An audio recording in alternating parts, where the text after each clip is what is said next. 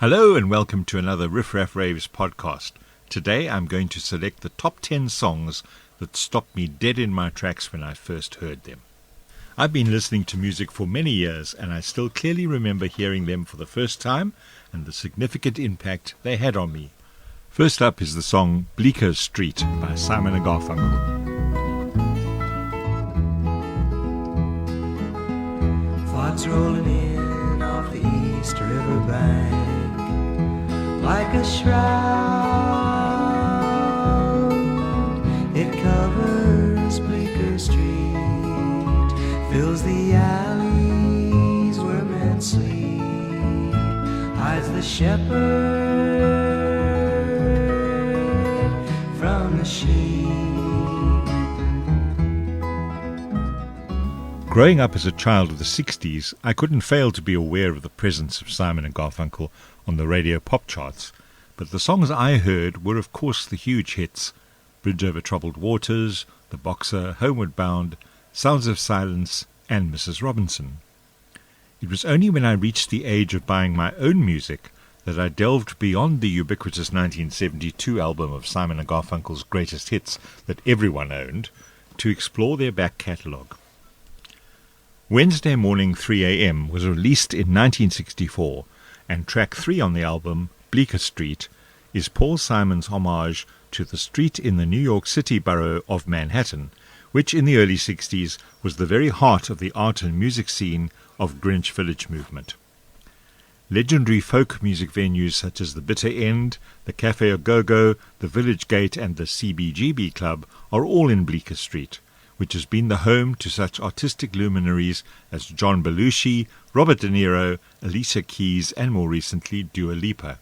Clearly a street worthy of a song, and what a song it was. Here in a single song, lasting less than 3 minutes, was everything that I came to love about both the folk music movement and the boundless artistry of Paul Simon's lyricism.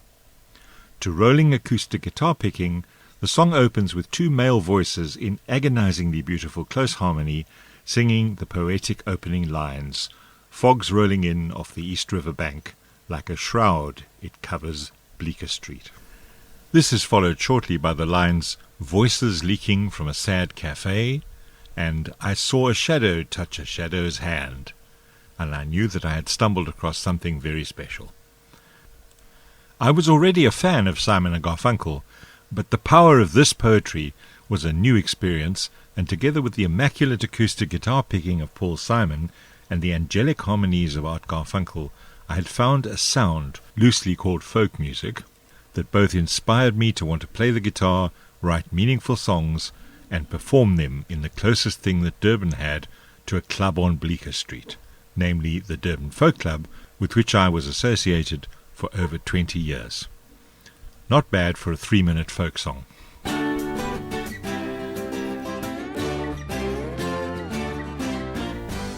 Next up is the song Bad Company by the band Bad Company. Bad company, and I can't deny. Bad company, till the day I die. Till the day I die. Till the day I die. Bad Company were an English rock supergroup formed in London in 1973 by singer Paul Rodgers and drummer Simon Kirke, both from the band Free, guitarist Mick Rolfs from the band Mott the Hoople, and bassist Boz Burrell from the band King Crimson. They were managed by Led Zeppelin's autocratic manager Peter Grant. Their 1974 debut studio album was simply titled Bad Company, and so was the first song on side 2. I've always been a sucker for a seductive piano intro. Consider Bob Dylan's piano intro to Blind Willie McTell.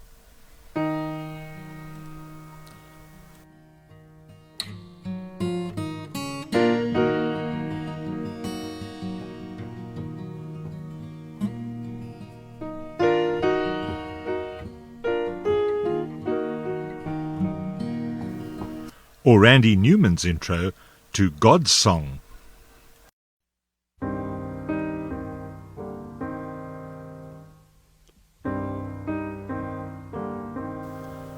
or even John Evans's slinky intro to Jethro Tull's Locomotive Breath.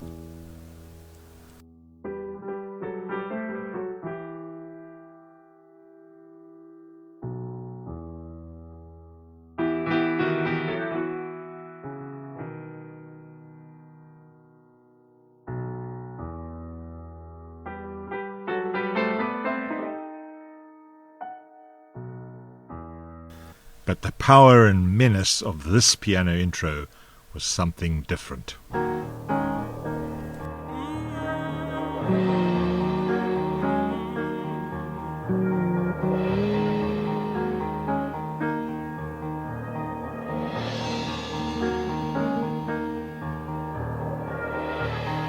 Company, always on the run. Destiny is a rising sun. Oh, it's why they call me bad company, and I can deny.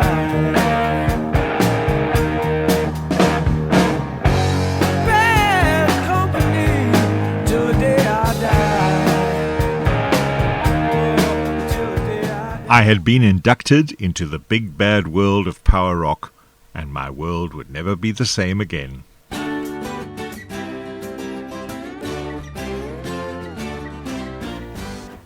Our third song is However Much I Booze by The Who. But however much I booze, there ain't no way out. There ain't no way out. I don't care what you say, boy. There ain't no way out.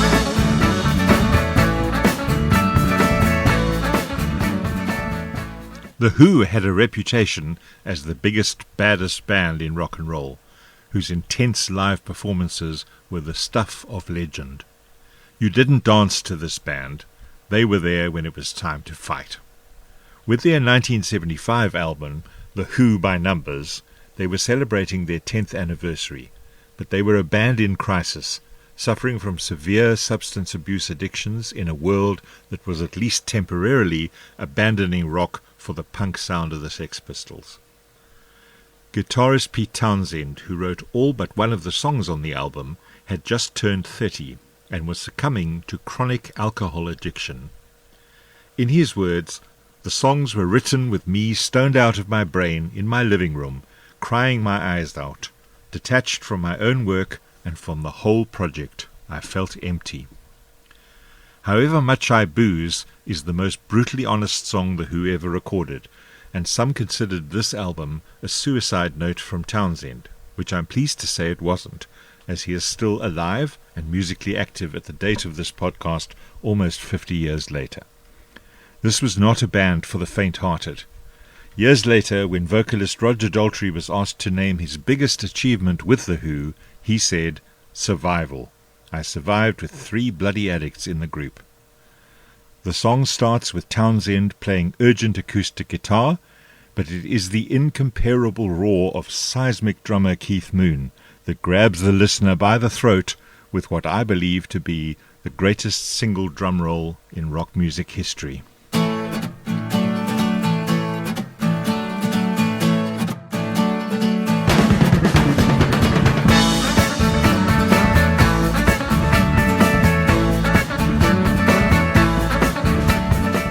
It was to be the last album before the untimely death of Keith Moon from a drug overdose. It may not have been Townshend's suicide note, but However Much I Booze is certainly imbued with angst, isolation and rage, all the hallmarks of an addict succumbing to their particular poison. So much so that Daltrey refused to handle the song's vocals, insisting that Townshend sing it, given its personal nature. And the night comes down like a cell door closing. Suddenly I realize that I'm writing now more on the sleeve, while sitting here all alone with a bottle in my head up floating, far away from the phone.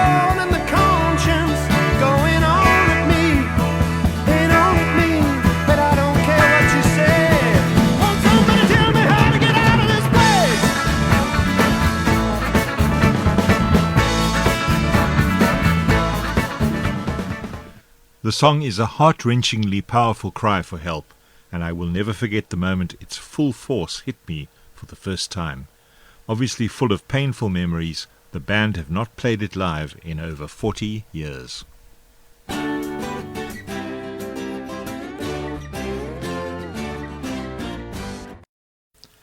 Next up is The Raven, a 1976 song by the Alan Parsons Project from their debut album, Tales of Mystery and Imagination.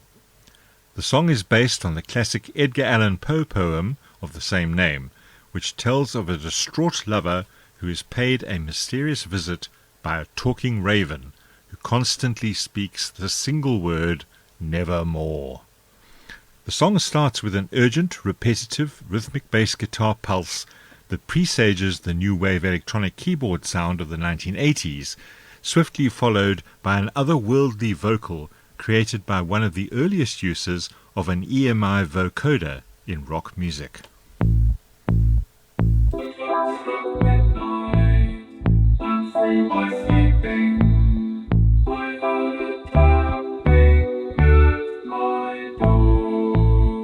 These two elements combine to set the scene for the unsettling interaction between the protagonist and the raven. Thus quoth the raven, nevermore.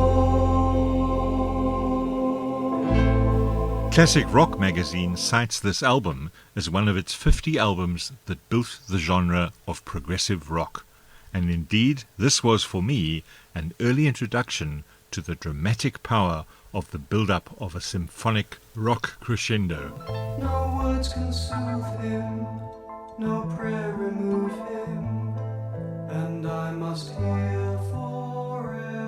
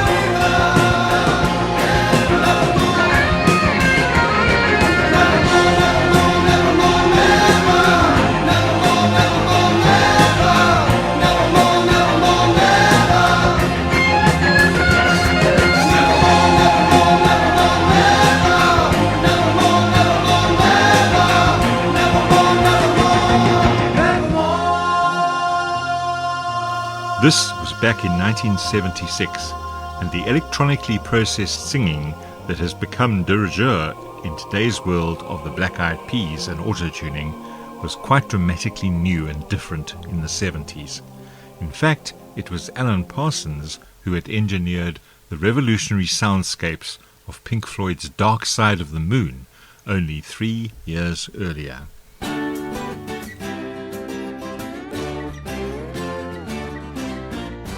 Song number 5 is Sultans of Swing by Dire Straits, a song from the London band's 1978 eponymous debut album. The Dire Straits sound, moulded by band leader and guitarist Mark Knopfler, drew from country, folk, blues rock and jazz, always with a wry sense of irony in the lyrics. Check out Guitar George. He knows all the chords. But it's strictly rhythm, he doesn't want to make it cry or sing. The newly formed band recorded a 5-song demo in 1977, and influential BBC Radio London DJ Charlie Gillette immediately took a liking to Sultans of Swing and played it heavily, leading to a record contract. The song lyrics were inspired by a Dixieland jazz band in an almost empty pub in Deptford, South London. At the end of their performance, the lead singer announced their name, the Sultans of Swing, and Knopfler was amused by the stark contrast between the group's downtrodden appearance and lowly surroundings and their grandiose name. then the man he steps right up to the microphone. We are the Sultans. We are the Sultans of Swing. The song stood in stark contrast to the late 70s pop scene, which was a pitched battle between the forces of disco, YMCA and La Freak, It's fun to stay at the YMCA. and the punk rockers with Hit Me With Your Rhythm Stick. Hit me with your rhythm stick. Hit me slowly. Hit me quick. Knopfler's uniquely distinctive picking style on his signature Fender Stratocaster guitar and the retro roots rock sound immediately grabbed my attention. And although I like a lot of Dire Straits, I don't think they ever bettered this effort. The song went on to reach the top 5 in South Africa, Canada and the USA, and the top 10 in the UK, Ireland and Australia. Classic Rock called them the biggest British rock band of the 80s, and the band went on to sell over 100 million records, making them one of the best-selling music artists of all time. Guitar George would be so proud.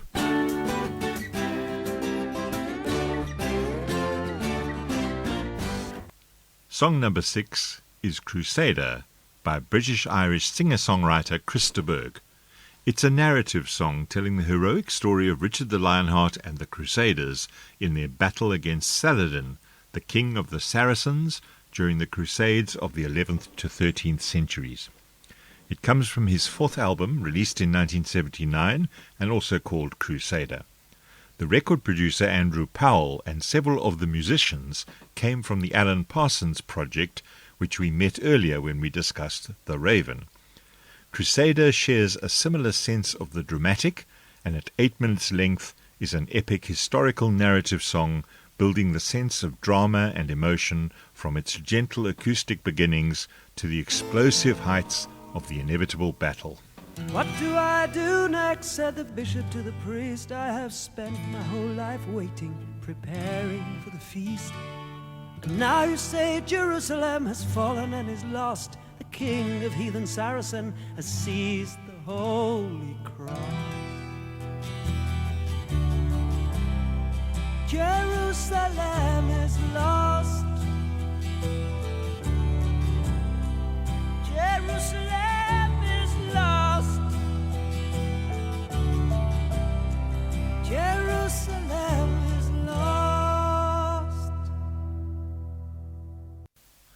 The song tells of the recruitment of the Crusaders, All Christian men must be as one and gather for the fight. You will be their leader. Begin the battle cry. Jerusalem is lost. and the arrogance of Saladin as he dismisses the threat as the Christians will never unite, while claiming invincibility until the Crusaders come within sight of Jerusalem. They started the battle at dawn, taking the city by storm. With horsemen and bowmen and engines of war, they broke through the city walls. The heathens were flying and screaming and dying, and the Christian sword was strong. And Saladin ran when he heard their victory song. We are invincible. God is the King. We are invincible, and we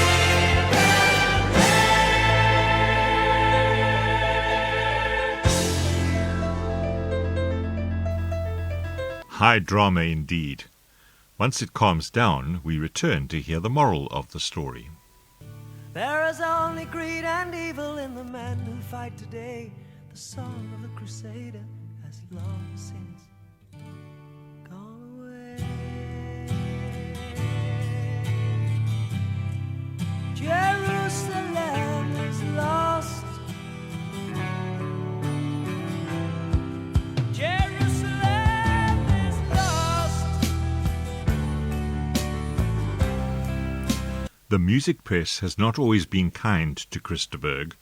Depending on who you ask, he either specializes in pretentious, bombastic art rock disguised as pop, or is a master of penning soaring and majestic compositions. You be the judge.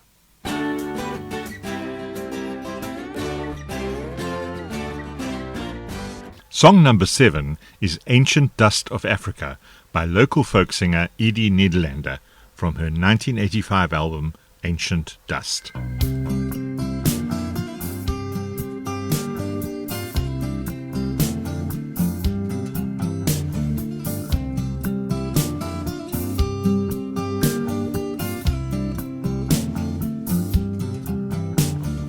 I first heard Edie performing at the Four Winds Folk Festival in what was then the city of Port Elizabeth in the early 1990s, now called Kobega, and I was immediately enchanted by her fluid acoustic guitar playing, powerful activist lyrics, and an arresting voice that commands your attention.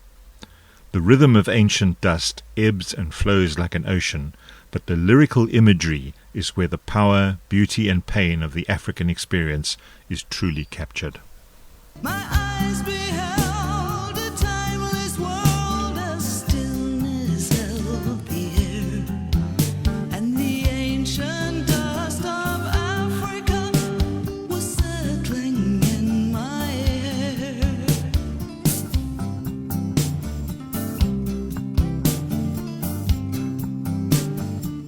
I wandered down an avenue of antelope and dust, and I wandered down an alleyway of agony and lust. I wandered through an endless stream of starving young and old, and the ancient dust of Africa was settling in my soul. It is extremely rare for a local folk singer to trouble the South African pop charts, but the power of Edie's song saw it rise to number 16 on Radio 5, now 5FM, after it gained popularity from its inclusion in the soundtrack to the 1986 film version of Percy Fitzpatrick's novel Jock of the Bushveld. In Ancient Dust, Edie has gifted Africa a near-perfect song that captures the emotional impact of a continent once experienced, never forgotten.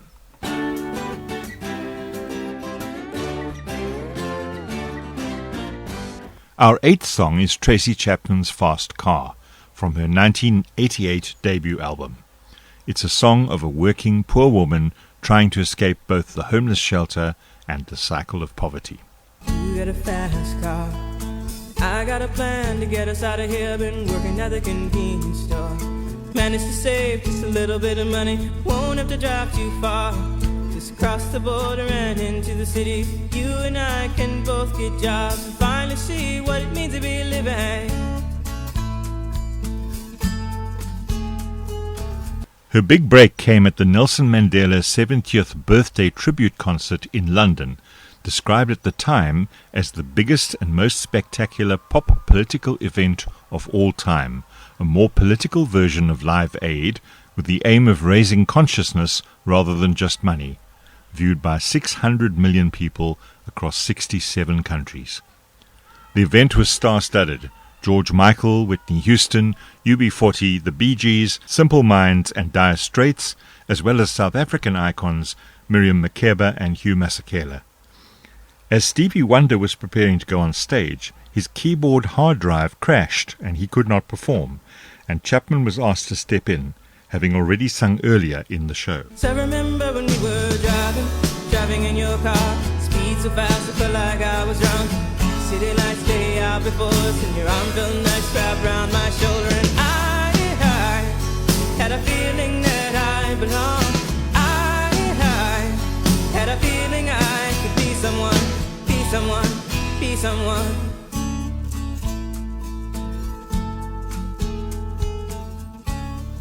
Between the album release and the concert, she had sold around 250,000 copies.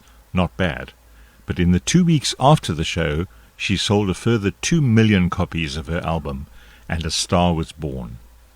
It went on to top the US Billboard 200 charts and ultimately sell over 200 million units worldwide. It won her 3 Grammy Awards in 1989, and she performed it again to critical acclaim at the 2024 Grammys with country singer Luke Combs, who had covered the song.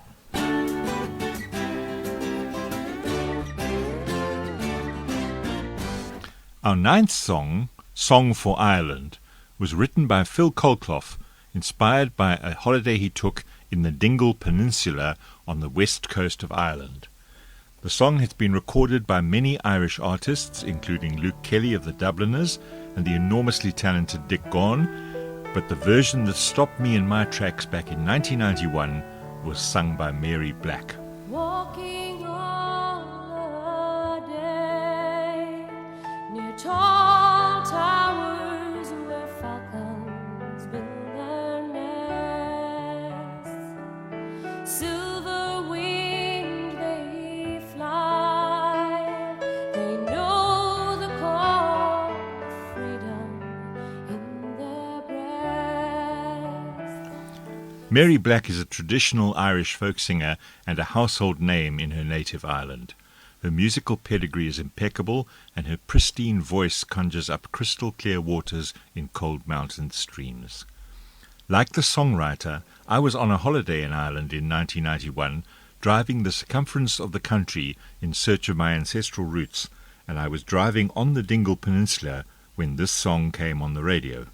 Stood on Dingle Beach and cast in wild foam, found Atlantic bass, living on your western shore, saw summer sunsets, asked for more. I stood by your Atlantic sea and sang a song for Ireland.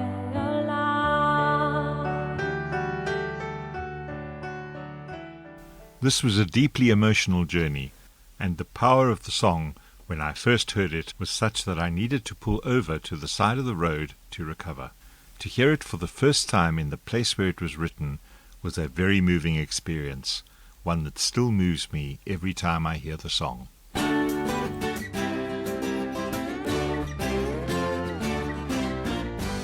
Our 10th and final song is Tattoo by Janice Ian from her 1992 album Breaking Silence. I knew Janice Ian for her massive hits At 17 and the discoized Fly Too High in the 1970s, but since then she had dropped off my radar screen completely. In 1992 I was working for a multinational company who sent me on a 2-week management training course in the Netherlands. As we were given the weekend off, I took the opportunity to crash at a friend's flat in Amsterdam for the weekend.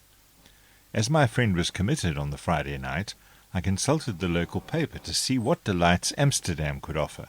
Lo and behold, a Janice Ian concert.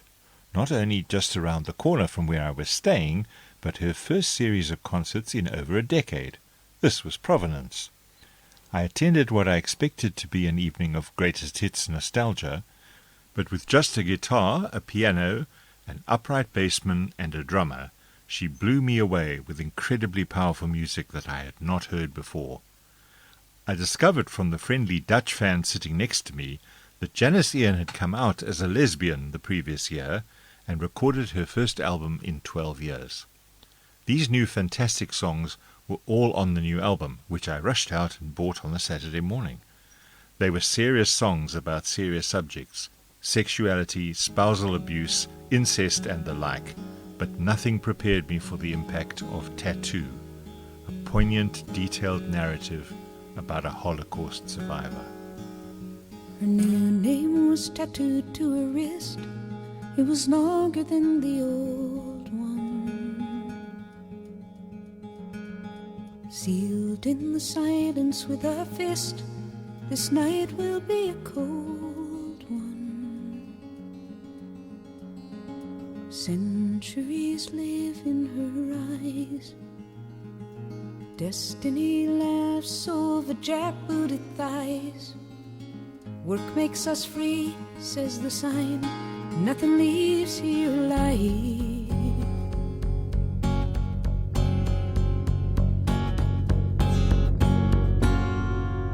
Tattoo.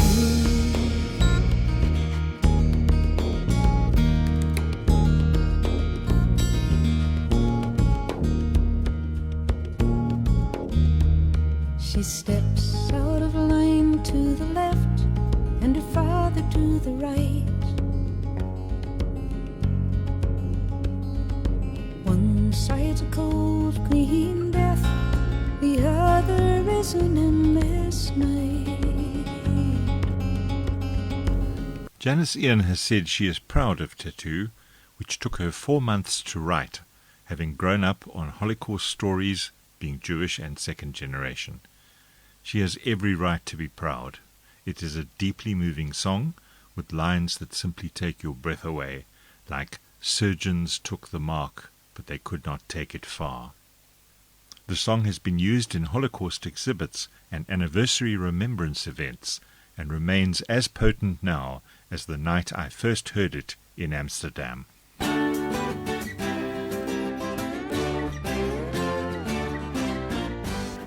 That completes my selection of the 10 songs that stopped me dead in my tracks when I first heard them. I trust you've enjoyed the journey with me, and I hope you'll take the time to look up these songs and share the impact that they had on me. Until next time, this is Mike Raftery for Riff Raff Raves, and thank you for listening.